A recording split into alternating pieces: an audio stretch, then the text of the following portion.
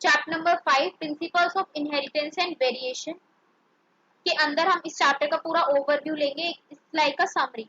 सबसे पहले हम बात करते हैं किसकी, जेनेटिक्स। जेनेटिक्स होता क्या है? जेनेटिक्स बायोलॉजी की ब्रांच है जिसके अंदर हम डील करते हैं इनहेरिटेंस और वेरिएशन किस तरीके से होता है जब पेरेंट्स से ऑफस्प्रिंग के अंदर कैरेक्टर्स जाते हैं, कौन कौन से कैरेक्टर्स जाते हैं, कैसे जाते हैं, वो सब हमने इस चैप्टर में पढ़ा है। इनहेरिटेंस की अगर हम बात करें, process by which characters are passed on from parent to progeny. Parent से प्रोजेनी के अंदर जो कैरेक्टर्स जाते हैं उसका प्रोसेस क्या है पास ऑन करने का, कि किसके अंदर हम डील करते हैं, ये डील करते हैं हम इनहेरिटेंस के अंदर। वेरिएशन की अगर बात करें तो कोई भी प्रोजेनी, अगर एक पेरेंट की भी अगर हम प्रोजेनी देखें तो सब में क्या वेरिएशन है, सब डिफरेंट है। तो degree by which the progeny differs from its parent, जो डिग्री होती है जो हम मेजर करते हैं कि एक प्रोजेनी पेरेंट से कितनी डिफरेंट है, वो हम डील करते हैं किसके अंदर, वेरिएशंस के अंदर। उसके बाद मेंडल ने एक एक्सपेरिमेंट किया था, मेंडल का फुल नाम है ग्रेगर जॉन मेंडल। इनको हम फादर ऑफ जेनेटिक्स भी बोलते हैं, क्यों? क्योंकि इन्होंने लॉज ऑफ इनहेरिटेंस दिए थे। लॉज ऑफ इनहेरिटेंस ये थे कि इनहेरिटेंस किस तरीके से होता है, कैसे होता है। इन्होंने जो एक्सपेरिमेंट किया था वो गार्डन टी के ऊपर किया था। डिफरेंट टाइप के लार्ज सैंपल साइज लिए थे और डाटा कलेक्ट किया था।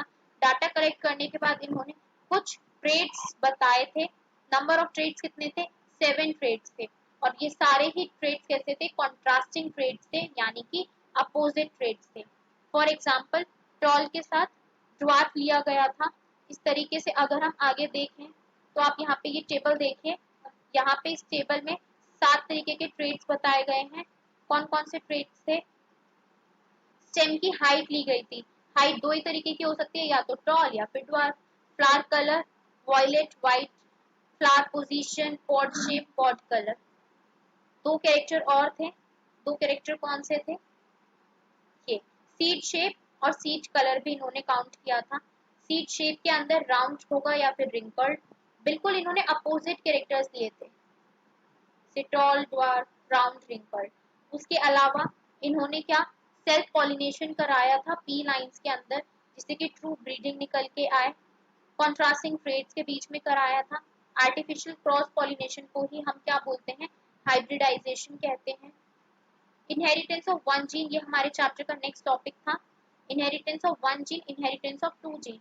अब अगर हम वन जीन की बात करें तो हम इसमें क्या डिस्कस करेंगे?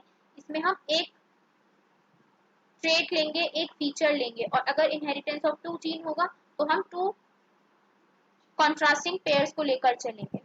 इनहेरिटेंस ऑफ वन जीन के अंदर सबसे पहले क्या होता है? एक पेरेंट होता है, उसके मेटिंग के बाद, उसकी सेल्फिंग के बाद F1 जनरेशन निकल के आती है। उसके बाद निकल के आती है F2 जनरेशन। इसमें हमने 2-3 टर्म्स पढ़े थे, एक तो हमने पढ़ा फैक्टर्स, एक पढ़ा जीन्स और एक पढ़ा एलील्स। फैक्टर्स क्या होता है? Factors contain and carry hereditary information. Factors के अंदर क्या होता है? फैक्टर्स कैरी करते हैं हेरिडिटरी इंफॉर्मेशन को।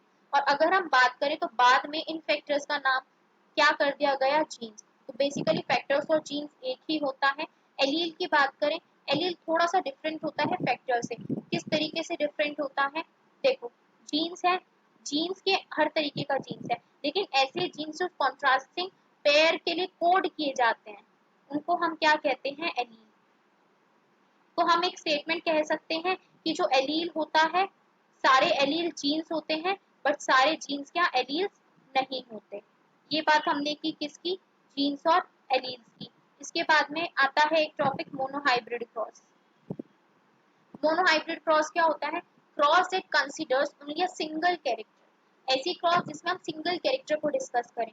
अगर आप यहाँ पे देखो तो मोनो का मतलब है क्या? एक सिंगल, वन कैरेक्टर को हम डिस्कस करते हैं। और मोनोहाइब्रिड क्रॉस में हमने जो कैरेक्टर लिया था, जो एक्सपेरिमेंट के अंदर कैरेक्टर लिया गया था, वो क्या था? Tall and dwarf. तो ये एक हमारी क्रॉस निकल कर आई थी। टॉल के लिए हम रिप्रेजेंट करते हैं कैपिटल टी, ड्वार्फ के लिए स्मॉल टी। सेल्फिंग हुई F1 जनरेशन, मतलब F का मतलब होता है फिलियल प्रोजेनी, यानी फर्स्ट प्रोजेनी, फर्स्ट जनरेशन के अंदर क्या निकल के आया? सभी क्या थे? टॉल थे। बट अगर आप ध्यान से देखो, एक इसमें स्मॉल टी प्रेजेंट है, यानी कि रिसेसिव वाला ट्रेट भी था। अब एक न्यू टर्म्स निकल के आती है, डोमिनेंट और रिसेसिव। डोमिनेंट क्या होता है, जो सेकेंड वाले को क्या दबा दे, उसको सप्रेस कर दे, जैसा कि यहाँ पर हुआ है। यहाँ पर कैपिटल टी ने स्मॉल टी को क्या सप्रेस कर दिया है। इसकी वजह से क्या हुआ है कि स्मॉल टी का जो कैरेक्टर है वो निकल कर नहीं आ पाया है, और सभी क्या, जो कैपिटल टी है उसने डोमिनेट कर दिया, इसलिए सभी क्या हो गए, टॉल हो गए। F2 जनरेशन की अगर बात करें तो 3 हमारे पास टॉल निकल कर आते हैं और एक ड्वार्फ। पर अगर आप ध्यान से देखो तो इसका जीनोटाइप क्या होता है, फिनोटाइप हो गया दिखने में तो ये तीनों टॉल है और ये ड्वार्फ है, तो फिनोटाइप का रेशो क्या आ गया, 3:1। कैसे आया, 4 हमारे पास थे, 4 में से 3 हमारे टॉल थे और एक हमारा क्या स्मॉल था या फिर ड्वार्फ था। बट अगर हम बात करें जीनोटाइप की तो यहाँ पर देखो 3 तरीके के जीनोटाइप निकल के आए, एक दोनों कैपिटल, एक दोनों स्मॉल और एक कैपिटल एक स्मॉल। तो ये तीनों जो निकल कर आए हैं जीनोटाइप्स, इन्हें कहते हैं, और ये क्या रिप्रेजेंट करते हैं कि वो दिखने में कैसा भी हो, अपीयरेंस कैसा भी हो, बट एक्चुअल में जो उसका जीनोटाइप है, जो उसका जीन का सीक्वेंस है वो अलग अलग है। जीनोटाइप के रेशो की अगर हम बात करें तो रेशो क्या निकल के आता है, 1:2:1। इसके बाद पन्नेट स्क्वायर, जो क्रॉस होती है उसको हम सेल्फिंग को रिप्रेजेंट करने के लिए इस तरीके से एक बॉक्स बनाते हैं, इस बॉक्स को हम क्या कहते हैं, पन्नेट स्क्वायर। पन्नेट स्क्वायर का जो इन्वेंशन है वो किसने किया था, उनके साइंटिस्ट के नाम में ही पन्नेट वर्ड आता था, इसीलिए नाम क्या रख दिया गया इस स्क्वायर का, पन्नेट स्क्वायर। ग्राफिकल रिप्रेजेंटेशन होता है to calculate the probability of all possible genotypes of offsprings in a genetic cross. एक क्रॉस के अंदर जितनी भी प्रोबेबिलिटी, जितनी भी हमारे ऑफस्प्रिंग है उनको शो करने के लिए हम जो ग्राफिकल रिप्रेजेंटेशन यूज करते हैं उसको क्या कहते हैं, पन्नेट स्क्वायर के नाम से जाना जाता है। इसके बाद में क्या था हमारे चैप्टर में, ये जो बॉक्सेस हैं ये क्या हैं, इन्हें हम पन्नेट स्क्वायर ही बोलते हैं। बॉक्स को इस तरीके से भी बना देते हैं और डायमंड शेप में भी बना देते हैं। 1:2:1 कौन सा रेशो है, जीनोटिपिक रेशो है। और फिनोटिपिक रेशो क्या पढ़ा था हमने अभी, 3:1। ये किस केस में है, ये मोनोहाइब्रिड क्रॉस के केस में है। अगर डाईहाइब्रिड क्रॉस आएगा तो चीजें चेंज हो जाएंगी। अब ये 1:2:1 आया कैसे, हमारे पास 4 जनरेशन निकल के आई, यहाँ पे आप देखो 4 प्रोजेनी है, इसमें से अगर आप देखो तो इन 4 को प्रोबेबिलिटी हम ऐसी तो निकालते हैं। अगर मैं आपसे कहूँ कैपिटल टी वाले कितने हैं तो आप क्या कहोगे कि 4 में से एक है, तो इसकी प्रोबेबिलिटी क्या आई, 1/4। ये दोनों सेम है तो इसकी प्रोबेबिलिटी क्या आई, 1/2। नीचे वालों को इन्होंने हटा के नीचे वालों को इनको सॉल्व करके क्या लिख दिया, जो रेशो निकल के आया 1:2:1 आया। इसी को सॉल्व करने का ये तरीका है, हमारी एनसीईआरटी में भी ये दे रखा है। इसके बाद लॉज ऑफ इनहेरिटेंस आते हैं, कुछ लॉज दिए गए थे, 3 लॉ हमारे लिए मोस्ट इंपॉर्टेंट है। कौन कौन से 3 लॉ हैं, law of dominance, law of segregation and law of independent assortment. तीनों लॉज बहुत ज्यादा इंपॉर्टेंट है, इनके बारे में हम डिटेल में देखेंगे। लॉ ऑफ डोमिनेंस क्या कहता है, according to this law characters are controlled by discrete units. ये लॉ कहता है कि जो कैरेक्टर्स होते हैं वो एक पर्टिकुलर यूनिट होती है, एक डिस्क्रीट यूनिट होती है जो इसको तय करती है, इसको कंट्रोल करती है। और इन यूनिट्स को क्या नाम दिया गया था, फैक्टर्स। मैंने आपको चैप्टर के स्टार्टिंग में ही बताया, इन्हीं फैक्टर्स को बाद में जाके क्या नाम दे दिया गया, जीन्स बोल दिया गया, विच अकर इन पेयर। अब ये जो जीन्स थे, ये जो फैक्टर्स थे, ये हमेशा किसमें होते थे, पेयर में। और जो एक पेयर होता था वो हमेशा दूसरे को क्या, दूसरे से डिसिमिलर होता था, डिफरेंट होता था। जैसे कि capital T small T dissimilar है, अलग अलग है, बट जो हमने लिखा F1 प्रोजेनी में क्या लिखा था हमने, टॉल, यानी कि वो दिखने में कैसे हैं, टॉल है। कैपिटल वाला है उसने स्मॉल वाले को क्या डोमिनेट कर दिया है, यही क्या कहलाता है, लॉ ऑफ डोमिनेंस। इसके बाद एक क्रॉस निकल कर आती है, टेस्ट क्रॉस। टेस्ट क्रॉस क्या होती है, cross between F2 progeny with its homozygous recessive parent. Recessive dominant में आपको बता चुकी हूँ, एक चीज आपको याद रखनी है, 2 टर्म्स होती हैं, एक होता है होमोजाइगस और एक होता है हेट्रोजाइगस। हेट्रोजाइगस ये लिखा। होमोजाइगस जो सेम हो, जैसे कि कैपिटल टी या फिर स्मॉल टी, ये दोनों ही क्या है, ये दोनों ही होमोजाइगस है, दोनों ही बिल्कुल सेम है। हेट्रोजाइगस में डिफरेंट होता है, जैसे कि एक कैपिटल टी है और एक स्मॉल टी है। तो ऐसी एक क्रॉस जिसमें F2 प्रोजेनी के किसी भी एक एलिमेंट को लेकर हम क्रॉस कराएं किस पेरेंट से, ऐसे पेरेंट से जो होमोजाइगस रिसेसिव पेरेंट हो, तो ऐसी क्रॉस क्या कहलाती है, ऐसी क्रॉस कहलाती है टेस्ट क्रॉस। टेस्ट क्रॉस का एग्जांपल दे रखा है। उसके बाद नेक्स्ट हमारा जो लॉ था वो क्या है, law of segregation. Law of segregation की अगर हम बात करें तो सेग्रीगेशन वर्ड का ही मतलब होता है क्या, सेपरेशन। ये लॉ क्या कहता है कि जो दो एलील्स हैं of a pair of segregate और सेपरेट ड्यूरिंग गैमेट फॉर्मेशन, वो क्या सेग्रीगेट कर जाते हैं। जैसे कैपिटल टी स्मॉल टी है, इसकी क्रॉस जब कैपिटल टी स्मॉल टी के साथ हो जाती है तो ये क्या सेपरेट करते हैं और ये अपने आप में एक अलग आइडेंटिटी लेकर आते हैं, फिर ये क्रॉस करके एक न्यू प्रोजेनी क्रिएट करते हैं। तो यही लॉ क्या कहलाता है, लॉ ऑफ सेग्रीगेशन कहलाता है। लॉ ऑफ सेग्रीगेशन के अंदर अगेन दो टाइप के लॉज आते हैं, ये दो टाइप, इसके सब टाइप्स हैं क्या क्या, इनकम्प्लीट डोमिनेंस और एक है को डोमिनेंस। इनकम्प्लीट डोमिनेंस जैसा कि नाम से पता लग रहा है, डोमिनेंस तो होगा बट इनकम्प्लीट होगा, कंप्लीट डोमिनेंस नहीं होगा। जैसे कि टॉल और ड्वार्फ, लेकिन रिजल्ट क्या आया, टॉल, कंप्लीट डोमिनेंस हो गया। बट इनकम्प्लीट डोमिनेंस के अंदर क्या होता है, डोमिनेट तो कर रहा है बट कंप्लीटली नहीं कर रहा। जैसे आप यहाँ देखो, रेड फ्लावर है और पिंक व्हाइट फ्लावर है। रेड फ्लावर और व्हाइट फ्लावर की जब हमने क्रॉस कराई तो एक रेड भी निकल के आया बट एक नया तरीके का भी निकल के आया क्या, पिंक। इसका मतलब रेड ने व्हाइट को डोमिनेट तो किया क्योंकि व्हाइट तो शो नहीं हुआ, बट जो रेड था वो भी शो नहीं हुआ, हुआ क्या, पिंक। इसे क्या बोलते हैं, इनकम्प्लीट डोमिनेंस। इनकम्प्लीट डोमिनेंस के अंदर अभी तक हमने जो ऊपर एक्सपेरिमेंट किए वो किसमें किए थे, पी में, गार्डन पी में। बट अब की बार जो इनकम्प्लीट डोमिनेंस के अंदर एग्जांपल लिया गया, जिसपे एक्सपेरिमेंट किया गया, वो किया गया था डॉग फ्लावर के अंदर। डॉग फ्लावर का कॉमन नेम होता है स्नैपड्रैगन और साइंटिफिक नेम की अगर हम बात करें तो होता है एंटीराइनम स्पीशीज। मोनोहाइब्रिड के अंदर जो हमारा रेशियो निकल के आया था, फिनोटाइप और जीनोटाइप। जीनोटाइप क्या आया था, 1:2:1 और फिनोटाइप आया था हमारा 3:1।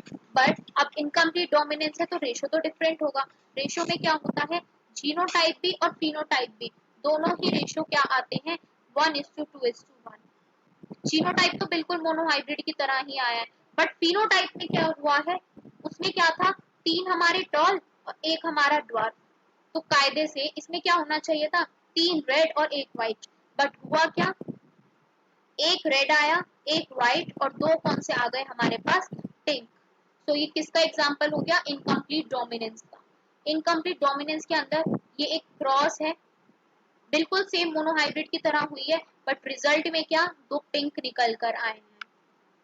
तो ये किसके बारे में हमने पढ़ा, इनकम्प्लीट डोमिनेंस के बारे में पढ़ा। अब एक क्वेश्चन आता है, व्हाट इज डोमिनेंस, ये मैं आपको बता चुकी हूँ डोमिनेंस क्या होता है। नेक्स्ट जो हमारा सब टॉपिक था लॉ ऑफ सेग्रीगेशन के अंदर, वो क्या है, कोडोमिनेंस। कोडोमिनेंस के अंदर हम जो एग्जांपल लेते हैं वो हम लेते हैं ABO blood grouping in human beings. Blood groups का एग्जांपल लिया जाता है। इसके अंदर जो एलील जो जीन हम शो करते हैं वो किससे करते हैं, 3 तरीके के होते हैं, आईए, आईबी एंड स्मॉल आई। इन्हीं तीनों एलील को यूज करके एक न्यू टेबल बनकर आती है। वो टेबल अभी आगे मैं आपको बताऊंगी, और इसी के अंदर हम क्या बताते हैं कि कोडोमिनेंस हुआ है। और हाँ, एबीओ ब्लड ग्रुपिंग किसका एग्जांपल है, मल्टीपल एलील्स का एग्जांपल है, क्योंकि इसमें कितने एलील लिए गए हैं, 3 एलील लिए गए हैं। कोडोमिनेंस शो होता कैसे है, I and I B dominate over I. जो आई और आई बी होता है वो डोमिनेट करता है किसके ऊपर, आई के ऊपर, बट विथ ईच अदर। लेकिन अगर आई और आई बी साथ में आए तो क्या होगा, कोडोमिनेंट होगा। ना तो आई का फीचर शो होगा ना ही बी का फीचर शो होगा। टेबल ये आप देख सकते हो, इसमें हमारे पास 4 तरीके के ब्लड ग्रुप होते हैं ह्यूमंस में और 3 तरीके के एलील्स होते हैं। तो उन्हीं को यूज करके ये पूरा आपको जीन्स की बताया गया है। मल्टीपल एलील क्या होता है? When more than two alleles control a character as in human blood groups, जब दो एलील्स कंट्रोल करें एक कैरेक्टर को ह्यूमन बींग्स के ब्लड ग्रुप के अंदर, क्या कहलाता है? Multiple allele. जैसे आप देखो, दो एलील हैं और एक कैरेक्टर को डील कर रहे हैं, कैरेक्टर क्या है? ए ब्लड ग्रुप। दो एलील हैं, एक कैरेक्टर को कर रहे हैं, ब्लड ग्रुप क्या है? A B. अगर आप इस टेबल में ध्यान से देखो तो ए को हम दो तरीके से रिप्रेजेंट कर पा रहे हैं, आईए और आईए और स्मॉल आई। और ये होते क्या है? इसका मतलब है पेरेंट वन का एलील, इसका मतलब है पेरेंट टू का एलील। तो ये हमने बात की किसके बारे में? ABO blood grouping in human beings के बारे में, जो कि किसका एग्जाम्पल था? कोडोमिनेंस का एग्जाम्पल था। अभी तक हमने जितने भी कैरेक्टर्स पढ़े उसमें हमने एक जीन लिया, यानी मोनोहाइब्रिड क्रॉस के अकॉर्डिंग हमने डील किया। इनहेरिटेंस ऑफ वन जीन हमने पढ़ा। अब हम पढ़ेंगे inheritance of two gene. Inheritance of two gene पढ़ेंगे तो हमें कितने कैरेक्टर्स लेने होंगे? हमें दो कैरेक्टर्स लेने होंगे, दो जीन्स लिए जाएंगे। इसीलिए यहाँ पे एक नई क्रॉस निकल के आती है, कौन सी? Di hybrid cross. Di hybrid cross के डाई वर्ड का मतलब ही है क्या? दो। दो कैरेक्टर कौन कौन से लेंगे हम? सीड कलर और सीड शेप। अब हमने जो ऊपर टेबल पढ़ी थी 7 कॉन्ट्रास्टिंग ट्रेट्स वाली, उसमें सीड कलर दो टाइप के हो सकते हैं। सीड कलर कौन कौन से हो सकते हैं? येलो और ग्रीन। अगर हम सीड शेप की बात करें तो अगेन दो, राउंड और रिंकल्ड। तो दो कैरेक्टर्स के अंदर चार फीचर्स निकल कर आए डाई हाइब्रिड क्रॉस के अंदर।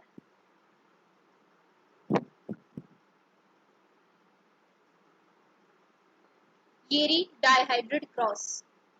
जैसे मोनोहाइब्रिड क्रॉस की बिल्कुल सेम तरीके से डाई हाइब्रिड क्रॉस की जाएगी।